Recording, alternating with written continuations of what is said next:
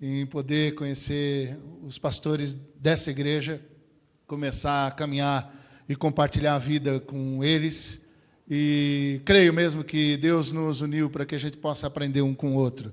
Também é muito bom poder, sempre quando eu ouço o Grulha, eu lembro dos primeiros momentos quando ele estava começando. E porque lembro de quando ele começou, quando o Baruch começou, quando todos esses meninos começaram, e outros que começaram tão bem, e deixa para lá.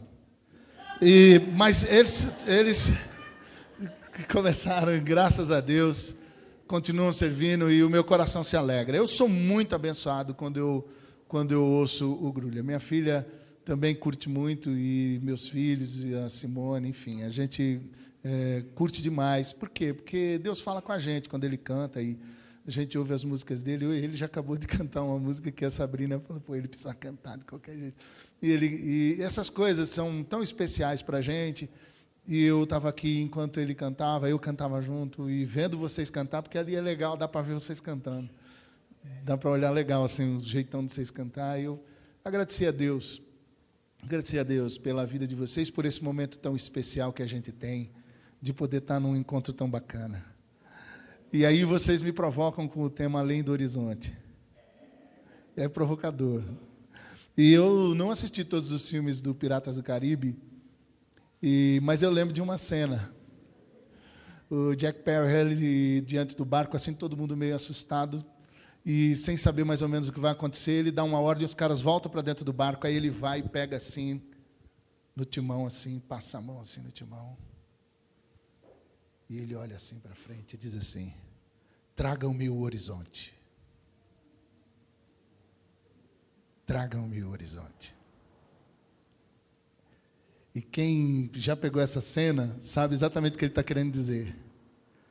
Numa situação onde não havia mais perspectiva, não havia mais para onde olhar, e nem para onde se dizer, olha, vamos adiante, ele diz de novo, e é interessante, porque ele, como o capitão, ele diz isso e ele fortalece todos os caras que estão com ele no barco, quando ele diz, tragam-me o horizonte. E com a mão no timão, dizendo o seguinte, apontem-me o horizonte, que é para lá que eu vou. Eduardo Galeano diz assim, a utopia onde está? A utopia está lá no horizonte. E a gente olha para a utopia, ela está bem ali no horizonte. O lugar da utopia é no horizonte.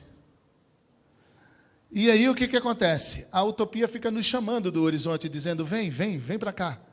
A utopia nos chama na direção do horizonte. E aí nós vamos nos aproximando do horizonte, nós vamos nos aproximando da utopia. E quando nós vamos nos aproximando da utopia, que vai chegando perto para poder pegar na utopia, abraçar a utopia, beijar a utopia, ficar com a utopia se afasta. E aí você fica meio que no vácuo, porque a utopia chamou você chegou, quando chegou perto, ela se afastou. E aí, com o tempo, você vai percebendo que o movimento é repetitivo. Aí você continua indo, porque a utopia continua chamando você, diz o poeta. E aí você vai chegando perto de novo da utopia, e a utopia se afasta. Chega uma hora que, num terceiro, quarto movimento, você pode chegar e falar o seguinte, está de brincadeira essa utopia. Afinal, para que serve essa utopia? Só para me chamar, para eu chegar perto, e quando chega ela se afasta? Aí o poeta diz assim, a utopia serve para fazer com que você continue andando. A utopia serve para que você continue andando. Você sabe que, na história do povo de Deus, existem várias e várias reflexões sobre essa coisa quando o povo de Deus parou. Se você for para o Velho Testamento, tem um momento extraordinário onde Deus diz assim para o seu servo, diz ao povo que marche. Deus, para poder fazer com que o povo não ficasse estacionado no deserto, ele tinha dado umas paradas para poder fazer com que eles andassem. Quais eram? Primeiro, uma coluna de fogo durante a noite, para poder iluminar, aquecer, mas ele tinha um outro detalhe, era uma nuvem, uma coluna de nuvem, que fazia de quando em vez com que o povo estivesse muito parado, ou chegasse a hora de andar, a nuvem se levantava, e a nuvem caminhava, e o povo tinha que se levantar, arrumar tudo e seguir. A nuvem era um convite a continuar marchando, a continuar andando. Desde a lei, desde os livros da lei, desde os livros dos Juízes, desde os livros poéticos, desde os livros proféticos, dos profetas maiores e dos profetas menores, existe dentro do coração do povo judeu uma convocação para continuar andando, para continuar marchando, para continuar indo adiante. O Messias vai chegar. O Messias vai chegar. O Messias vai chegar. O Messias vai chegar. A lei disse, o Pentateuco disse, olha, o Messias vai chegar. Os poetas falaram, o Messias vai chegar. Os juízes falaram, o Messias vai chegar. Os profetas maiores falaram, o Messias vai chegar. Os profetas menores disseram, o Messias vai chegar. Era isso que fazia com que o povo continuasse andando. Por mais difícil que fosse a situação, por mais crises que tivessem dentro do povo, por mais reis corruptos que existissem dentro da nação, por mais que o horror tomasse conta do povo, sempre se levantava alguém, sempre se levantava uma voz profética dizendo o seguinte, continua seguindo, meu povo. Continua andando, meu povo. O Messias vai chegar. Isso é extraordinário, porque quando a gente olha para as Escrituras Sagradas e observa esse movimento de uma espécie de provocação de um Deus que o tempo todo diz assim, ei, atenção, vocês estão distraídos com muita coisa, olha aqui, vem, mais perto, vem, mais perto, continua andando, não para não, mais perto, continua andando, não para não, porque o Messias vai chegar. Essa foi a voz do Velho Testamento, o Messias vai chegar. No Novo Testamento, a palavra sabe qual é? O Messias chegou. E o Messias chegou. E quando o Messias chega de forma extraordinária, o Verbo se fez carne e habitou entre nós, e vimos a sua glória cheia de majestade, cheia de graça. O Messias chegou. O tempo foi passando, e eles tinham também, os cristãos, uma clareza extraordinária, e tinha uma linha de horizonte, que era o quê? O Messias já chegou, mas Jesus vai voltar. Olha que interessante. No Velho Testamento, o Messias vai chegar. No Novo Testamento, Jesus vai voltar. Notaram como é que é facinho? Dá para desenhar legal, né? Então, ó, no Velho Testamento, o Messias vai chegar. O Messias que chegou é Jesus, que um dia vai voltar. E aí o povo começou, os discípulos começaram a crescer. E eles tinham sempre em mente uma clareza: Jesus Cristo vai voltar. E eles viviam não como se Jesus fosse voltar daqui a 200, 300 anos. Não, eles viviam como se Jesus Cristo fosse voltar exatamente na geração deles.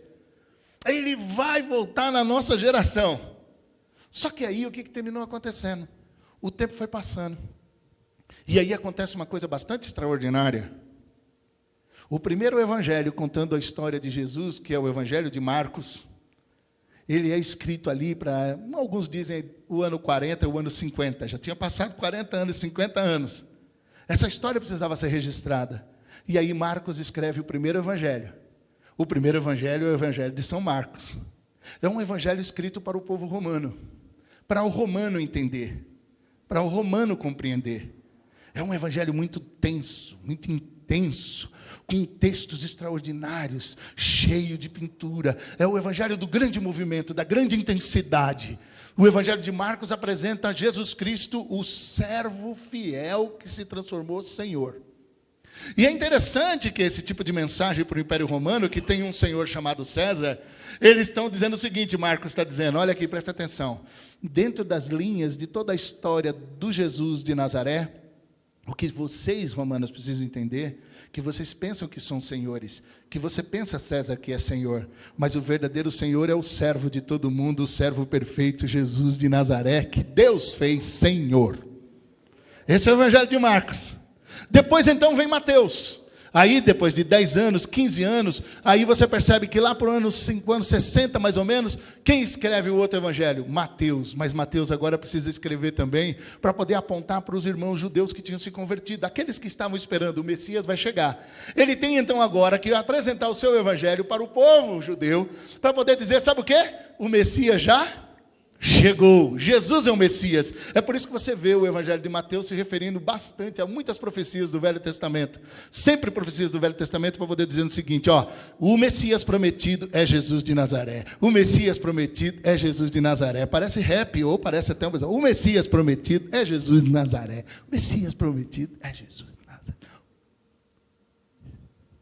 O Messias é Jesus de Nazaré.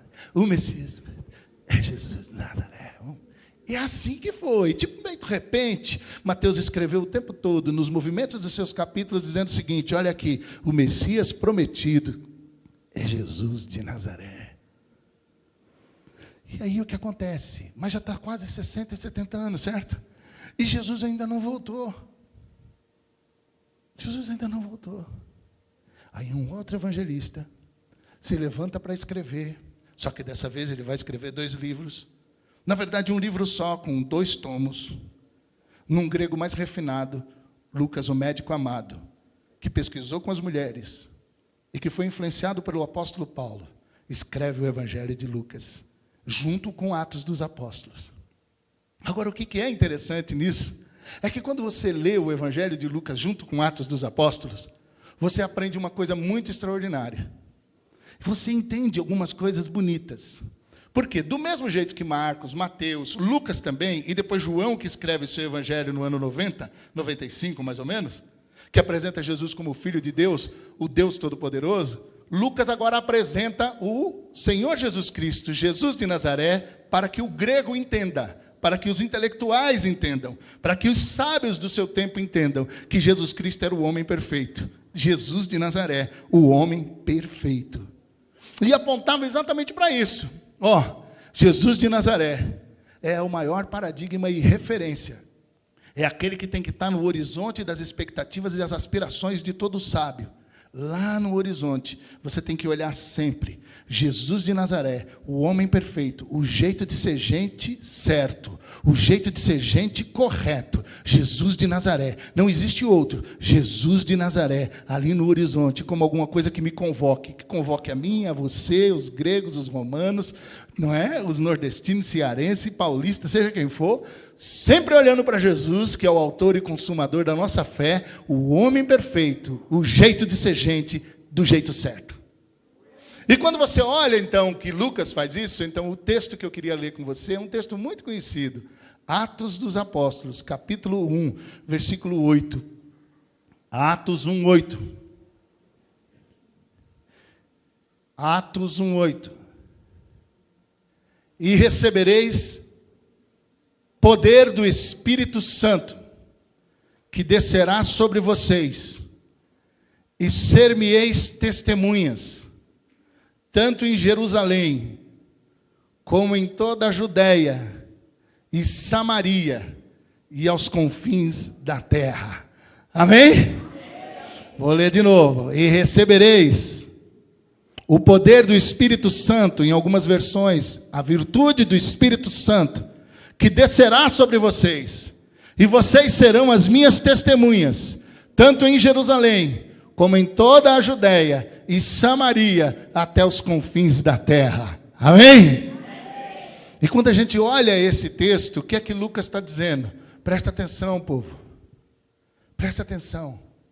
Não faz do teu horizonte um negócio limitado. Versículo anterior, os apóstolos estão falando com Jesus, dizendo o seguinte: quando é que o Senhor vai voltar? Diz aí, quando é que o Senhor vai voltar? Essa que é a grande questão, logo nos versículos anteriores. Você percebe isso no versículo 5, no versículo 6, no versículo 7. Eles querem saber quando que Jesus vai voltar. Eles estão questionando isso ali, quando é que Jesus vai voltar? Aí Jesus diz assim: olha, esquece esse negócio de calendário, não fica perdendo tempo com isso não. Porque o negócio de vocês é o quê? É vocês perceberem que o Espírito Santo, o tempo todo, vai estar colocando novos horizontes na frente de vocês, para que vocês estejam seguindo adiante. Horizontes chegarão em Jerusalém, e vocês vão continuar andando. Horizontes chegarão em Judéia, e vocês continuarão andando. Horizontes chegarão na Samaria, e vocês continuarão andando. E os horizontes vão estar em todos os confins da terra, e vocês também vão continuar andando. É por isso que quando eu leio Atos, eu percebo que o Atos capítulo 29, veja aí na sua Bíblia, Atos 29, olha aí. É por isso que toda vez que eu leio o livro de Atos dos Apóstolos, as atitudes dos apóstolos, os atos dos apóstolos, tá certo? Ele tem o capítulo 29, e o capítulo 29 é o capítulo que eu e você ainda vamos escrever. Porque não tem Atos 29 aí, só vai até o 28. Por quê? Porque o 29 é meu e o 29 é seu. Entendeu o que eu estou dizendo? O Espírito Santo sempre vai nos trazer novos horizontes. O Espírito Santo sempre vai nos trazer novas fronteiras. E o que é bonito nisso tudo é que a nossa movimentação, a nossa caminhada, Jack Sparrow, tá, Sparrow, Sparrow, o Jack. Aí você olha assim, ele fala assim, eu acho muito engraçado que depois ele fica olhando no espelhinho. Aí ele olha assim e diz assim, tragam-me o horizonte. Sabe essa expressão, tragam-me o horizonte, é um negócio que para mim e para você tem que estar muito claro. Por quê? Porque Deus Ele não estoura. Por que as fronteiras são muitas? Por quê? Porque para nós, Deus está nos chamando para irmos além das fronteiras geográficas. Jerusalém, Judeia, Samaria e confins. Ok? O que significa que a mensagem que nós temos do servo poderoso que se transformou no Senhor de toda a terra, a mensagem que nós temos do Messias prometido que chegou e já está entre nós, a mensagem que nós temos do homem perfeito, a referência certa, do jeito certo de ser gente, que é Jesus de Nazaré, o nosso Senhor. A mensagem que nós temos de que Jesus Cristo é o Filho de Deus, o Deus verdadeiro, o Criador do universo, que em toda a criação do universo, nada do que foi feito sem que Ele participasse. O Pai, o Filho e o Espírito Santo na criação de todas as coisas.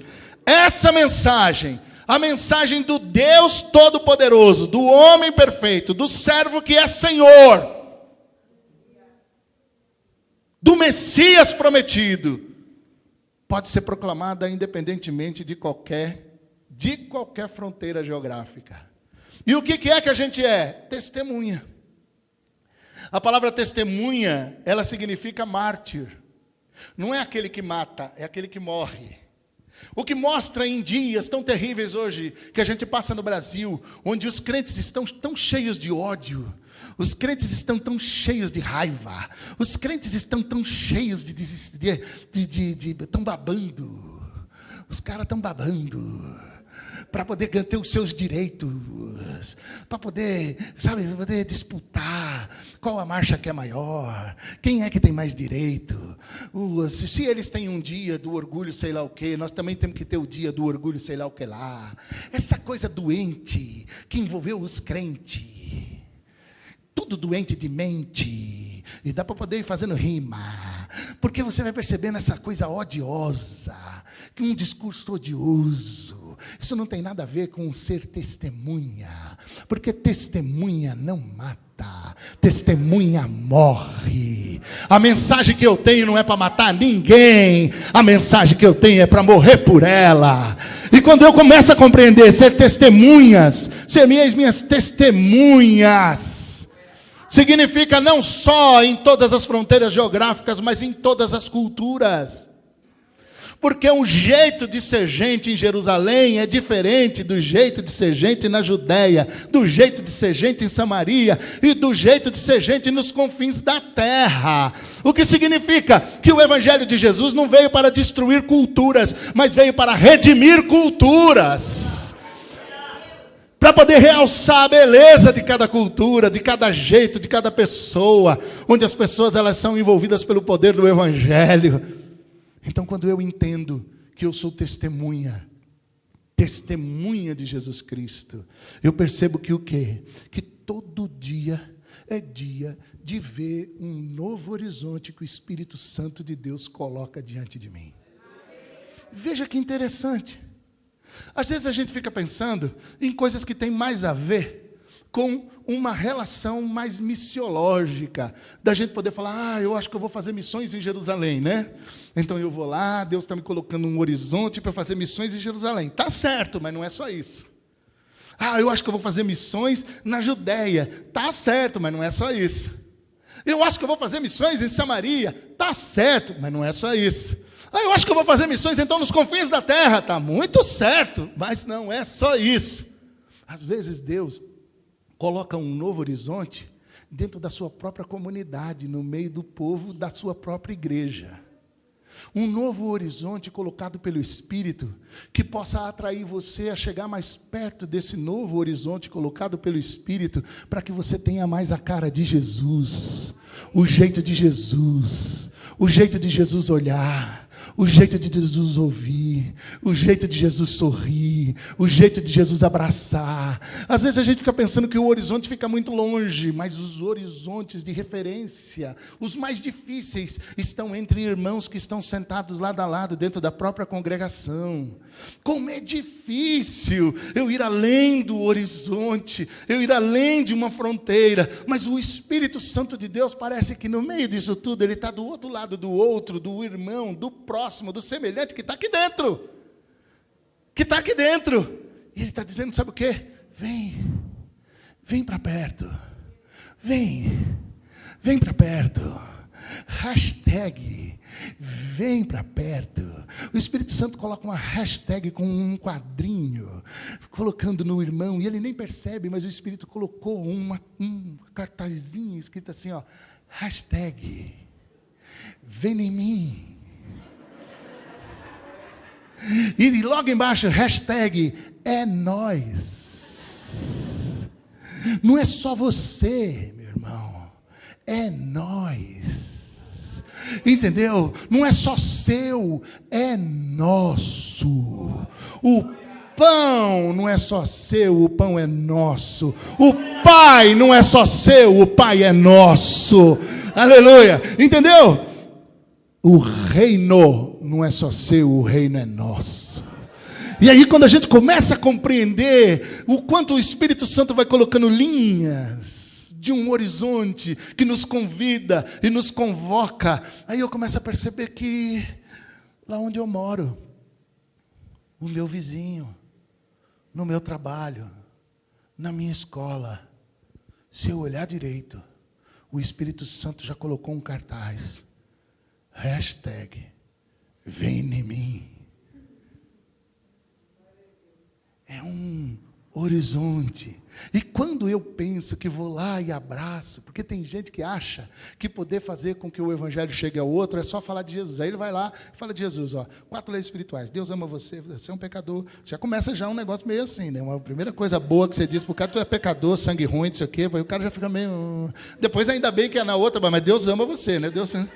que aí vai melhorando, né? Mas às vezes a gente acha que é só falar de Jesus. Hoje em dia nós precisamos de cristãos ouvindo mais do que falando. Porque falar de Jesus é bom, é maravilhoso, mas ouvir em Jesus é poderoso e transformador. É a capacidade da gente poder parar para ouvir as pessoas. Percebe? O horizonte vai te trazendo, aí você fala, acabei, já falei, Senhor. Aí o horizonte falou, aí quando você pensa que já está abraçando a utopia, pronto, o Senhor está aqui. Cadê? Não, o Senhor está mais na frente. Assim, ó, não basta só falar. Aí o Senhor pode falar e lembrar você de uma coisa de um santo, São Francisco de Assis. Prega o evangelho. Se for preciso, use palavras. Aí o Espírito Santo pode lembrar você de Sérgio Pimenta. As palavras não dizem tudo. Mesmo que o tudo seja fácil de dizer. Com certeza fala bem melhor o mudo, se sua atitude manifesta o que crê. Aí eu vou além do falar. Eu percebo que tem um ouvir. Eu percebo que tem um abraçar. Eu percebo que tem um caminhar. Eu percebo que tem um discipular. Eu percebo que tem um continuar influenciando. Continuar influenciando. Continuar influenciando. Sendo sal da terra. Luz do mundo. Fermento na massa. Que o tempo passa. E o fermento cresce, o tempo passa, e a luz espalha, o tempo passa, e o sal dá o sabor que precisa. E quando eu começo a compreender isso, e eu percebo que essa é a minha dinâmica, eu vou percebendo que esse meu caminhar, essa minha lógica de poder estar indo além do horizonte, eu vou percebendo o quê? Eu vou percebendo aquilo que os evangelistas quiseram fazer, e os irmãos que foram escrevendo os textos quiseram fazer, e o próprio João, quando escreveu o seu evangelho, escreveu o Apocalipse, também quis fazer. para que a gente acordasse. Porque muitas vezes na vida da gente, a gente ou fica distraído e vai para outra direção, portanto perde a linha do horizonte, que Deus nos coloca como ponto para poder seguir. E hoje na igreja brasileira o que nós mais temos é gente perdida. Por quê? Porque a linha do horizonte, que não é o Espírito que colocou, eles mesmos colocaram, sabe onde? No umbigo. O próprio umbigo. Eles estão com a linha do horizonte apontados para o umbigo. A linha do horizonte deles se transformou num piercing idiota, pendurado no próprio umbigo. A linha do horizonte tem a ver com a satisfação das suas próprias necessidades, com a sua satisfação dos seus próprios desejos, com esse negócio de receba a benção para lá, receba a benção para cá. Esse negócio de querer ser o maior do mundo, esse negócio de querer ser cabeça, mas não cauda, esse negócio de querer sempre ter razão. O evangélico hoje em dia está fazendo o favor de querer ter razão diante de todo mundo e vai ficar sozinho, porque ninguém vai querer ficar perto de um espírito de Satanás que só quer ter razão, porque é gente que por causa do motivo de querer ter razão perde as pessoas, por causa de querer ter razão fecha a porta para a evangelização, por causa de querer ter razão e de querer estar certo, fecha a porta para que todos os outros possam chegar. Não entendeu ainda de que a gente tem que ter nojo do pecado, mas a gente não precisa vomitar no pecador. É diferente. Vamos continuar com nojo do pecado, mas por favor não vomite no pecador, porque se você fosse sincero, a primeira pessoa a ser vomitada seria você mesma. Porque todos nós somos alvo da graça e da misericórdia de Deus. Todos nós somos alvos do perdão e da bondade de Deus. Ninguém é melhor do que ninguém. E quando eu começo a compreender isso, eu começo a perceber, epa! Para. Estou confuso. Espírito Santo, me mostra onde é que está o horizonte que o Senhor está querendo me apontar. Tragam-me o horizonte. Espírito Santo, traga-me o horizonte. Porque eu quero olhar o horizonte que o Senhor está apontando. Eu quero olhar para onde o Senhor está querendo que eu vá. Eu quero olhar para onde o Senhor está apontando que eu devo chegar. Eu quero o horizonte que o Senhor risca como definição para que eu possa sair daqui. E quando eu começo a olhar isso, como eu só perceber isso, aí eu começo de repente a entender o que foi que os irmãos perceberam quando eles começaram a ler tudo isso lá. Porque quando Lucas escreve o Evangelho de Lucas, ele está desenhando com detalhes para dizer para os irmãos, irmãos, foi assim que aconteceu. Irmãos, foi assim que, e é assim que está acontecendo. Irmãos, não desanimem, continuem andando. É por isso que o apóstolo Paulo diz, se esperarmos em Cristo somente nessa vida, nós somos os mais miseráveis de todos os homens. É por isso que o apóstolo Paulo também ensina em suas cartas aos irmãos de Tessalonicenses, para dizer o seguinte, continue vivendo, continue na vida, continuem trabalhando, continuem fazendo o que tem que ser feito. Por quê? Porque o papel de vocês é continuar andando, continuar marchando, continuar seguindo, porque aquele que diz que viria, um dia virá, e não tardará. Mas enquanto ele não vem, eu vou até ele em todo lugar. Enquanto ele não vem, eu vou até ele na pessoa que precisa do meu abraço. Enquanto ele não vem, eu vou com ele até a pessoa que precisa do meu evangelho, tanto no falado, quanto no ouvido, quanto no abraçado. Então, quando eu começo a compreender isso, aí eu começo a entender, peraí, quem define o horizonte que eu devo seguir é Jesus de Nazaré. E é por isso que eu sou testemunha. E eu queria testemunhar isso mais uma vez. Que todos vocês saibam. Jesus de Nazaré, um dia morreu na cruz do Calvário. Morreu. Na cruz do Calvário. Morto entre ladrões. Na cruz do Império Romano. Como um prisioneiro político, sim. Morreu na cruz do Calvário. E morreu pelos meus e pelos seus pecados. E morreu para a gente poder ter direção. Morreu para que a gente pudesse continuar tendo o quê? Referência de horizontes para a nossa existência. Mas a gente tem que continuar também falando não só que ele morreu, mas que ao terceiro dia ele ressuscitou. E está vivo para todo sempre. E está vivo em mim, está vivo em nós. E nós hoje nos reunimos para cantar e ouvir a sua palavra, é simplesmente para lhe dizer por que é isso. Não é só porque a gente já acostumou a fazer isso, não. É porque enquanto a gente canta, e enquanto a gente prega, Entenda uma coisa de uma vez por todas. Nós estamos querendo dizer para você o seguinte: Jesus de Nazaré morreu na cruz do Calvário, mas ao terceiro dia ressuscitou poderosamente e vive para todo sempre. E Ele pode guiar você nesse mundo por aí, porque Ele nos aponta a direção e Ele nos diz onde é que está o novo horizonte, para que a gente possa sempre ir além do horizonte. Porque Ele sempre estará puxando a linha do horizonte. E a gente já vai perceber que aqui a gente chegou, mas agora já passou. Por quê? Porque a linha está mais distante. E quem é que está puxando? Quem? Jesus de Nazaré. Aleluia. Ele está me chamando. Ele está me puxando. Filho de crente não é crentinho. Deus não tem netos. Presta atenção. Deus tem filhos. O fato de tu ter nascido numa igreja evangélica não quer dizer nada, viu?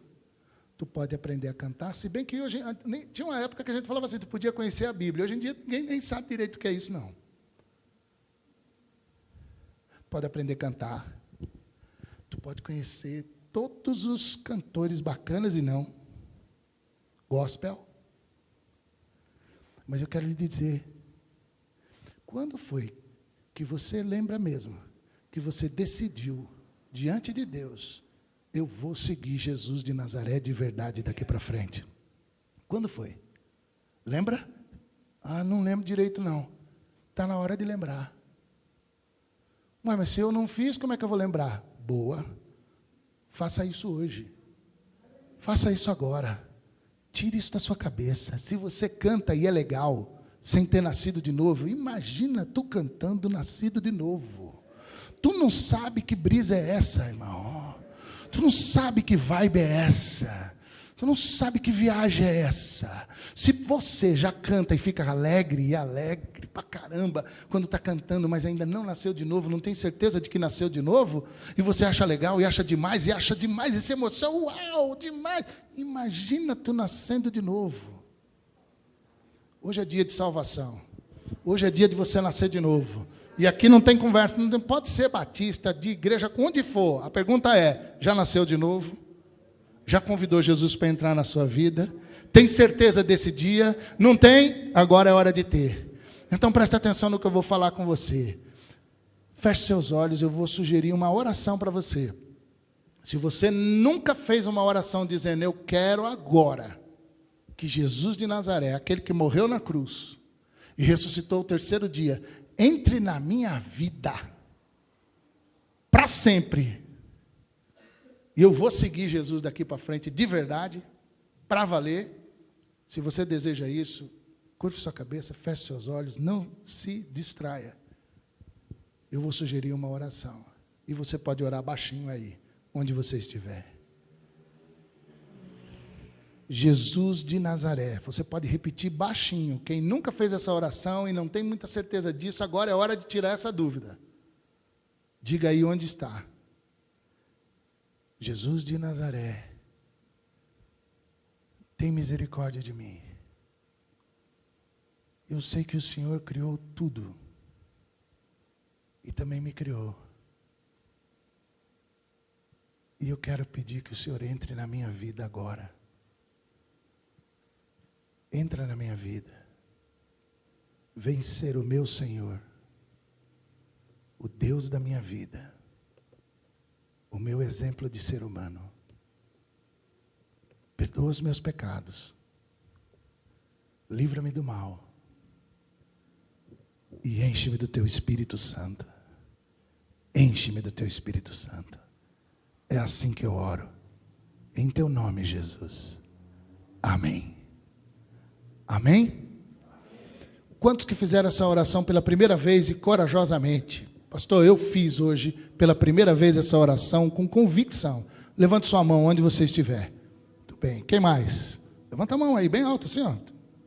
Quem mais? Tem mais gente? Muito bem. Ótimo. Você que ouviu tudo o que eu falei aqui, eu queria te falar.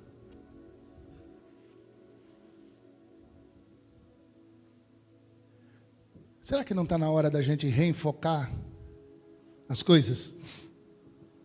Depois de tudo que a gente ouviu cantando e tudo que a gente ouviu pregando, será que não está na hora da gente ajustar as coisas? A gente já frequenta a igreja, não é? Já é filho de Deus, já nasceu de novo. Você não acha que tem algumas coisas que a gente já podia ajustar diante de Deus? E a gente poderia fazer isso orando juntos?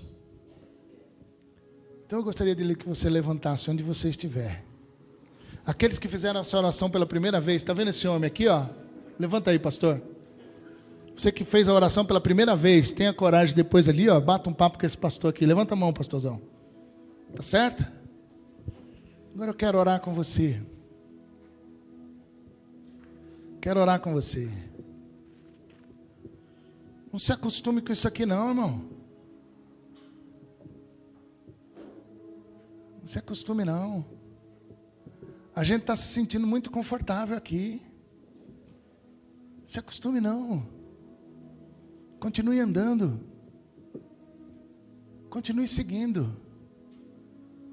E se você entende isso que eu estou falando, e de repente o Espírito de Deus falou com você, que tu tinha dado uma paradinha, e o Espírito Santo de Deus hoje falou contigo, ó, continue andando, e você quer, diante de Deus, falar assim, Senhor, me perdoa, mas eu quero mesmo continuar andando.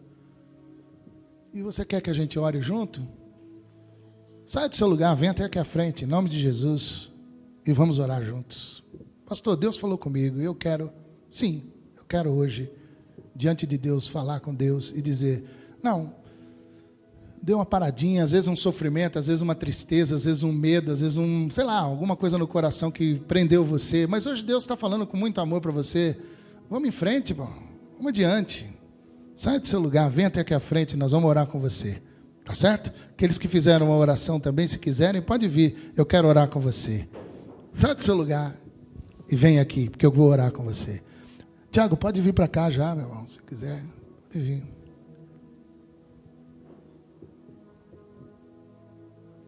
Vamos orar. Te abençoe, linda. Fica aqui, ó, fica comigo aqui. Te abençoe. Pode ficar aqui olhando para mim. Às vezes a gente fica tímido, né? Mais alguém para ficar com ela aqui? Alguma irmã ficar com ela aqui? Vem cá. Isso, minha irmã, fica junto com essa moça aqui. Nós vamos orar com você. Mais alguém? Venha rápido, que eu não vou demorar muito não. Nós vamos orar.